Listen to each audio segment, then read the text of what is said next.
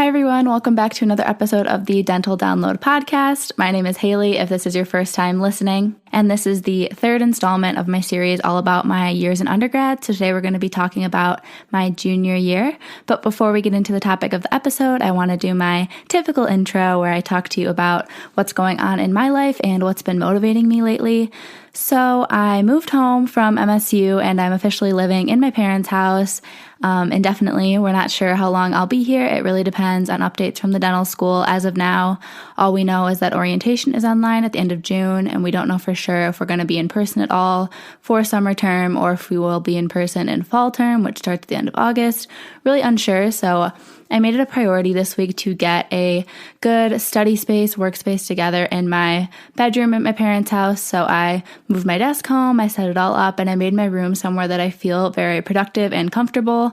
One tip that I have for being productive at home is setting up your desk opposite of your bed. So right now I'm sitting at my desk recording this for you guys, and I can't even see my bed. I just see my calendar and some other things on my desk, but I don't see my bed at all. And I think that's really helpful because then you're not thinking about getting in bed, working from bed, taking a nap. You're really just like in the zone.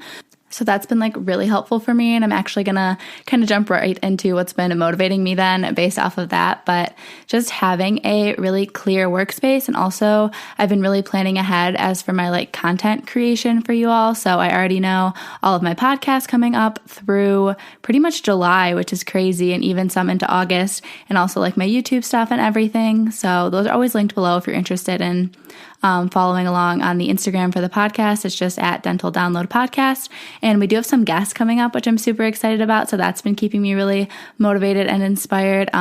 Different dental students at different schools, and hopefully eventually some actual dentists. And there's also some pre-dental students that have different pathways than myself. So I think you guys are really going to enjoy them. And with that, we will get into the main topic of the episode, all about my junior year.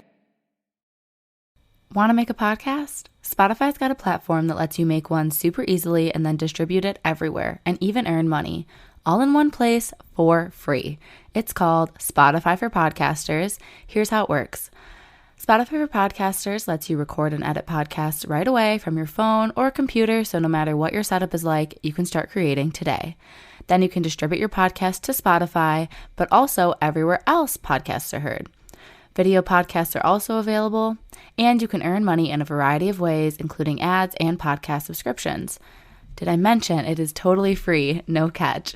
I've been using Spotify for Podcasters since the very beginning of my show, and now we're nearing our 200th episode, so I can definitely say it's an easy platform, and I've really loved using it. So be sure to download the Spotify for Podcasters app or go to www.spotify.com/podcasters to get started.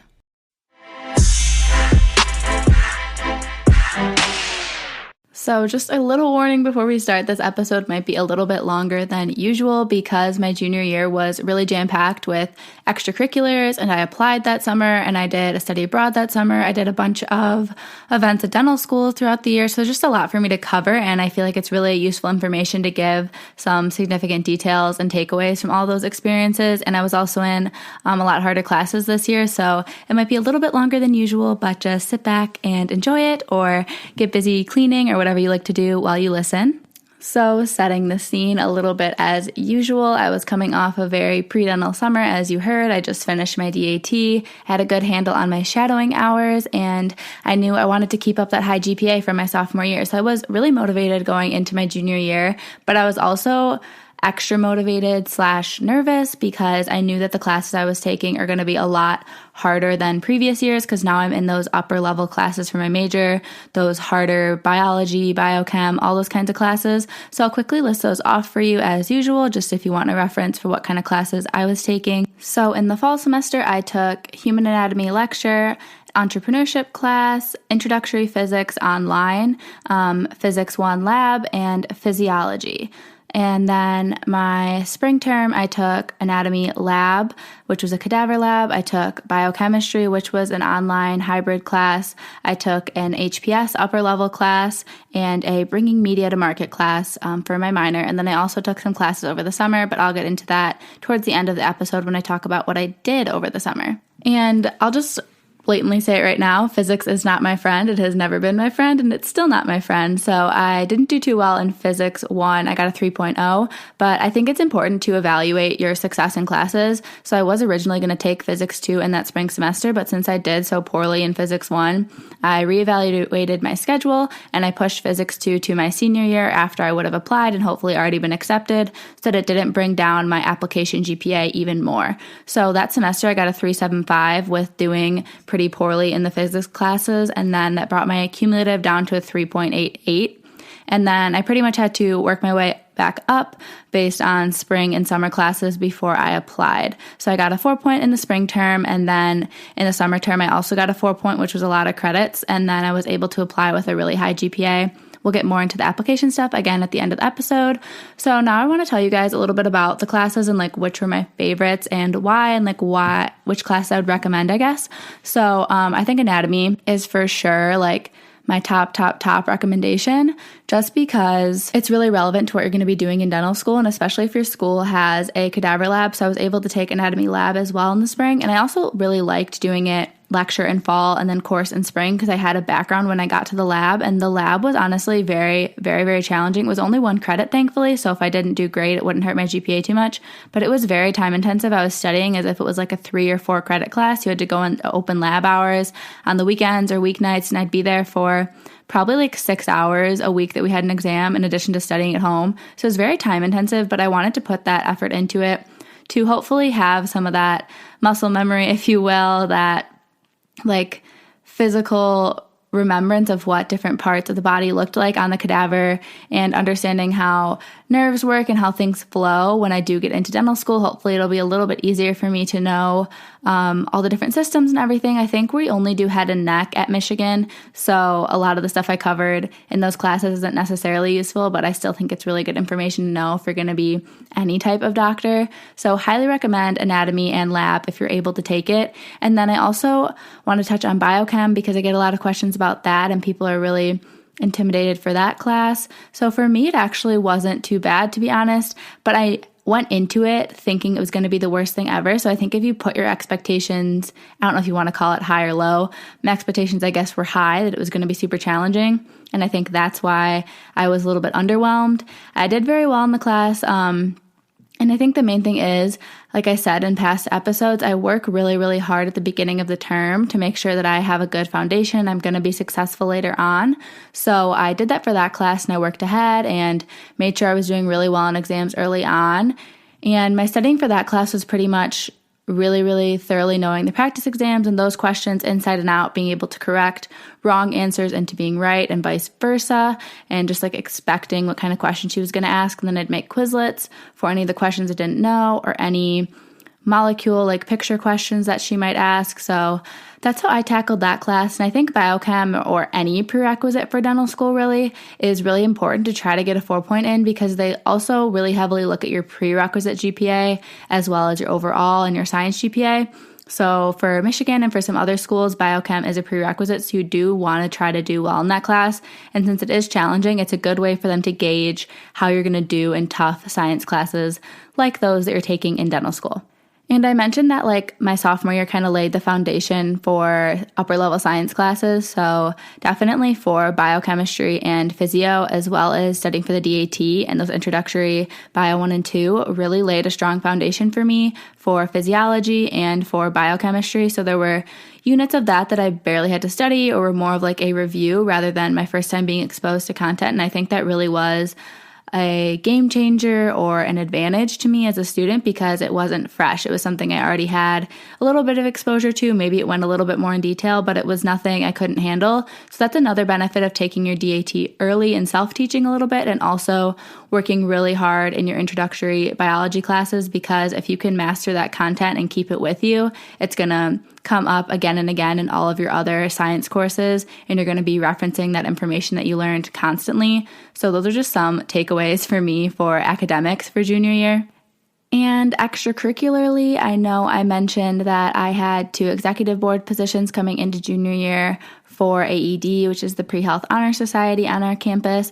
So we pretty much revamped the whole club. We only had about 10 members going into that year, and we decided to do a rush recruitment type process similar to Greek life, where we would do a lot of marketing for the club and try to get people to kind of think it was cooler than it was and really promote it to our friends and make it seem more exclusive so more people would be interested in it. And it actually really worked. So outside of my positions, I did a lot of extra work for the club. And the reason I'm telling you this is because it can be really clear to you that I was very passionate about it and that I did a lot in it. And that's just similarly how I would talk about it at my interviews. Now I get asked about it, that they would know it was something that meant a lot to me, which is why I had so many hours into this. I was probably putting 6 or 7 hours a week into this organization my junior year, which is a lot of time. And that's one of the main reasons I didn't have jobs during the semesters at school, is because I spent so much time on my classes and volunteering in other clubs and everything, that's just where I chose to put my time because I had the ability to. If you're working or doing something else, that's totally awesome too, and you're going to be able to draw on those kind of experiences. But I'm just going to speak on the experiences that I had myself. So for my actual positions, I was setting up different volunteering events already starting in the summer before school started so that they were already laid out. I was planning out the recruitment schedule for the year with the rest of the e-board. I created a club Instagram. I ran that. I got that up and going. It has hundreds of followers now, so we've definitely grown that very well. I redid the entire website from scratch and made it much more like visually appealing. It was very early 2000s vibe, if you know what I mean. So I did all of that outside of my positions. And then in the professional development position, I set up a mock proctored MCAT, which was really helpful for people. I went on different tours for professional programs at different schools and arranged them for our members to go to. And I also was in contact with a lot of our speakers, different medical, optometry, PA, all those kind of different health professions. So that kind of helped me develop some more of those like people skills, talking to adult skills that I referenced that I wanted to work on. So I think through AED in my junior year, I really grew a lot as a person, and with my work ethic and realizing what I was passionate about, I really loved helping people. I loved getting to know all the new members. We took in 50, 60 new members, and we had over 100 rush, so we were selective about it. And I loved getting to know them and helping them and mentoring them. So I think I learned where a lot of my joys and passions come from in life. I love being in team settings and working on an executive board like that. I loved meeting people. I loved helping people and mentoring people. So I really did get a ton out of that experience. And then in addition to AED, I was still an active member of Pre-Dental Club. I went to all of those meetings. I don't think I really missed any because they were so inspiring to me. Like I said, I would leave every meeting like extremely motivated because I was just so excited about the field and excited that that's what I'm going to be doing one day. This is why I'm here. This is all going to be worth it, you know? So that's one thing that kept me going. And then just a little side note, another thing that I did junior year that's kind of funny is I was watching white coat ceremonies actually for dental schools on YouTube. Not all the time, but I think a couple times when I was really lacking motivation, and they almost like brought a tear to my eye just because I was like, wow, I'm going to be there one day. I'm going to get a white coat. I'm going to be a dentist. Like, this is crazy. This is all going to be worth it. And if I just push a little harder, if I just study an extra hour, if I just really push myself when I'm feeling worn out or when I'm feeling unmotivated, I can do this. So that really like was my main source of motivation, I guess you could say, when I was really low, was just thinking and visualizing being in dental school and also going to pre-dental club meetings and meeting those dentists. Those were my like main sources of motivation at the time. And then outside of clubs, I also was still volunteering at Honors Times 2. I was going once a week that year because that's just what worked for me and the student. And then I was trying to get around 30, 40 hours more volunteering at the food banks. So I went to the Greater Lansing Food Bank and also the MSU Food Bank just to literally boost up my volunteering hours for my application. I was really looking ahead throughout that whole year and planning to be applying. And one of the most other significant things in my junior year is that I actually started my YouTube channel. So that has been and become one of my biggest passion projects, things that I love to do, hobbies, whatever you want to call it. And I've just had the best experience interacting with all of you and helping people and hearing that my videos are useful or hearing what kind of information you want to get from me and trying to help you in any way that I can. So that's been just a really fun creative outlet for me, whether it's college vlogs or actual pre-dental, dental related things. It was just really fun and a nice kind of outlet for me when I was wanting to escape other things going on in my life, whether it was academically or personally, whatever. And I also got really into like time management that year because if you heard me talking about my classes, a lot of them were online or hybrid or something, which I really hadn't had before. So I would really only have class like a couple days a week. And then I'd have all this free time the rest of that day and some days where I didn't have any classes. So thankfully, I kind of structured my day by having volunteering or having club meetings, or I would block off time to be doing those online classes. But I think that being in those online classes really forced me to hone in on those time management skills and what I like to call time blocking. So I did all of that in my iCalendar on my Mac, which I really liked because I could view it on my phone, on my laptop, and it would also show up on my watch. So I was really able to keep track of how I was spending my time and make sure it was useful. So anything from waking up, cooking food, going to church, working out, studying, clubs, volunteering, all of that was on my schedule. So I really liked using that, and I highly recommend some form of planning, whether it's digital or on paper, whatever works for you. But I think it's really essential, and you can always take it down a notch, but I literally would go hour by hour, and then I don't always stick to that, but it's nice when you're just like, what am I going to do today? I just have no motivation or no clue what needs to be done. You can look at that and you have a reference and I like to call it more of like a skeleton for your day. I'm no way religiously following that, but it's so nice to just have a little outline and when in doubt, something to go to, and then you can feel like you're getting a lot done. So that's why I really like time blocking, and it might not work for everyone, but it's been really, really great for me going through all of these years at this point.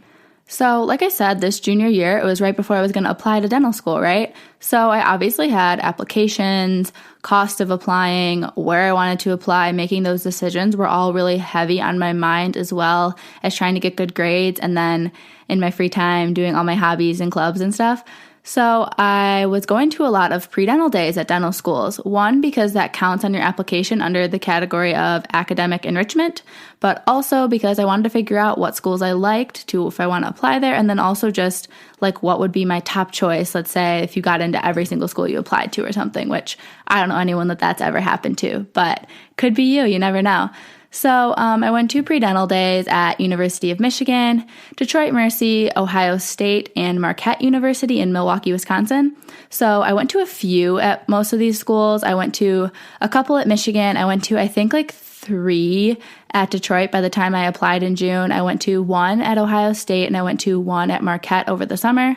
And the best thing about those, I think, is that you get such a good opportunity to talk to the students and the faculty there about their experience. And I think that's the number one thing that you need to know when you're looking at dental schools is what's it like for people and different people, because obviously not everyone's going to love it and not everyone's going to hate it. They're all going to have different things that they like or dislike, different challenges, different favorite things about the school, and just the more of those you can hear, the better. And then you're also going to figure out what kind of questions you want to be asking at each school that you go to.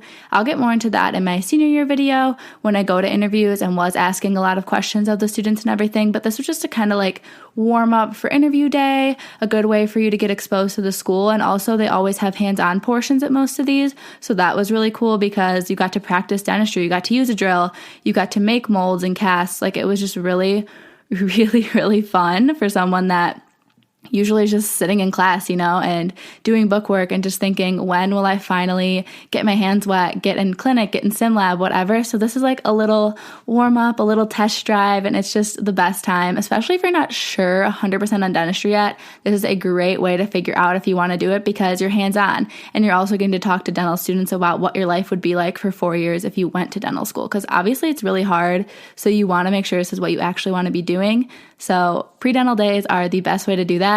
I found out about all of them either through my pre-dental club, but also the best way is to follow all of their ASDA chapters on Instagram. So literally Ohio State ASDA, UMich ASDA, just look them up and then they'll post whenever they're having a pre-dental day. So make sure you're obviously checking them often. Or if you're not on Instagram, I guess you can look at their website a lot or email someone in charge and ask them to reach out to you, but they usually fill up really fast. So you kind of want to be on the Instagram and kind of frequently checking because they have limited spots. So like I said, all of junior year, it was kind of on my mind about like applying to dental school. But that just meant I was constantly like keeping up on my GPA, like making sure that was in the back of my mind and working really hard. But that also meant I was making sure I had my letters of recommendation secured. I used Interfolio. I don't really recommend it, but that's the website that I use. So I had my letter writers upload my letters of recommendation to there. It's a service you have to pay for. I believe it's about $50 for a 1-year subscription. And then that service uploads the letters to the application for you versus just having your letter writers upload it to the application. So I would just recommend not using Interfolio. Skip that step. But anyways, I asked them about letters of rec when I took the class with them. So sometimes it was sophomore year, sometimes that was junior year, sometimes they'd interview you, meet with you a few times, what have you. But I will talk about that in an episode all about applying. So look forward to that one. And then I also was working on my personal statement throughout junior year. And it's kind of a funny story about how I started it. I think I'm going to make you guys wait to hear that though until the episode again about preparing to apply and ideas for personal statement, brainstorming, all of that. But basically, I made sure that I had that done well before I applied. So the application opened a few weeks before June. So I had my personal statement done at the beginning of May, I believe. So I had it mostly done before spring break, and then I finalized it in May at the Writing Center on campus. Another thing that I was doing junior year was, again, securing more leadership positions. So I interviewed for Pre-Dental Club eBoard, and I applied for eBoard for AED again. So I got given the president position for AED coming into my senior year. And then I was also given the position of secretary for a pre-dental club. So I was super excited about that in general because, like I said, I love being on teams and leadership positions and helping people and everything. But also it was nice to secure those at the end of junior year because I could put them on my application that summer. So now we're pretty much just going to get into summer and everything that was on my plate at that time. So the way MSU breaks summer down is into 2 sessions, or you can take a class as full summer session as well. But what I did was I took 2 classes online during first summer session, and I also worked as a campus tour guide.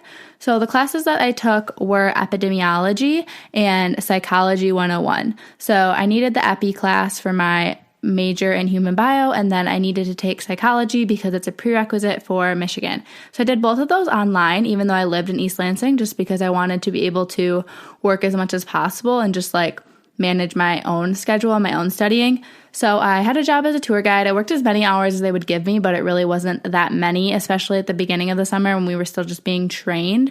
But I basically worked from the beginning of May until pretty like late June, basically.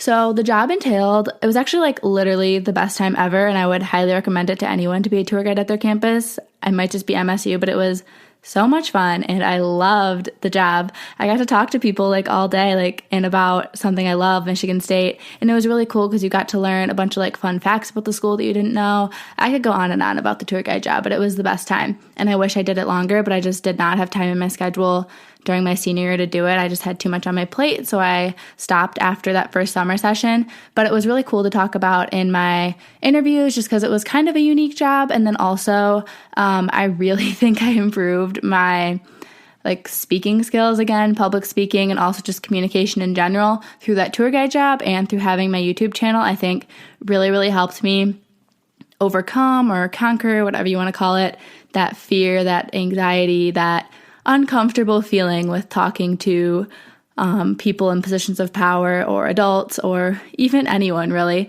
So I think by end of junior year, I really conquered that, which is a great feeling. And that was really nice because I knew I had interviews coming up in a few short months. So it was nice to know that that was something that I didn't have to stress about anymore. And another thing that I was doing that summer was submitting my application. So the application opens a few weeks into May, and then you can submit it at the beginning of June. I ended up submitting mine a few days after it opened. And I have another episode again that I'm going to talk about the actual application, submitting it, things you need to do, and secondaries. So I did also work on my secondaries that summer, and that's just a additional form of questions that some schools send you. There's usually an additional fee, and there's possibly more information about you or more essays and things for you to answer. And then another thing that was kind of significant that happened towards the end of that first summer session is that I ended a really long relationship that I'd been in. It was like 4.5 years, and that's just relevant because it really affected my senior year and my attitude and my overall happiness. So just something to look forward to in the senior year episode. There's a bit of a turnaround in my social life and overall happiness as a student, so that's good. And then second summer session, I went on a study abroad. So that was a super cool experience, and I did get asked about that at a lot of my interviews, which was really fun because I just got to talk about traveling and scuba diving and hiking and all these awesome things. So I went on a study abroad in Australia through Lyman Briggs College, which is the residential college that I'm in. And it was pretty much my senior seminar credit, which is like your senior thesis type course. So I just wrote a little research paper. And then it was also just 2 credits of research. So those were all the classes I took that summer. And like I said, I got a 4.0 in all of those. So I was able to apply with like a 3.92, I think is what it came out to be, or a 3.91. So I was really happy about that. And that was my goal. So that was really nice. And the study abroad was so cool. I'll talk about it for like a minute or 2 here because I don't want to bore you guys. But pretty much I would describe the study abroad as very active learning, if you will. So we were out in the community day to day, at different museums, at different wildlife sanctuaries. Sometimes we had lectures at the local college, but mostly we were out doing something different every day. For half of the program, we were in Brisbane in Queensland, Australia, and then the other half of the program, we were in Cairns. But it was really cool because we got to go on a lot of weekend trips, literally all through the program. We stayed in different hostels and everything. So it was just a really cool way to get out of my comfort zone and do something that I probably never would have done before. My friend Alicia was actually already planning on going on it and just briefly mentioned that I should come, and I took her invite probably more seriously than she expected, and I showed up and went with her on the program, rearranged my whole summer schedule so that I could go with her. So it was nice because I already had my application submitted and everything. The program started June 29th and ended July 24th. So we started in Brisbane and we ended in Cairns. It was super cool. I turned 21 while I was there. I got to snorkel in the Great Barrier Reef on my 21st birthday. So just overall an amazing experience. And then after that, a few of us, a group of, I believe it was 6 of us, decided to go to New Zealand. So the program ended in Cairns. We flew to Sydney for 2 days. And then from Sydney, Australia, we flew to Queenstown, New Zealand, and we drove up all of New Zealand. It's 2 islands. So we drove up the North Island and the South Island for about 8 days. We got back on August 8th, and it was incredible. New Zealand's the most beautiful place I've ever been. I highly recommend going there if you do ever get the chance, because it was unreal. It was so beautiful. I have a lot of vlogs about that if you're interested in the whole study abroad scene.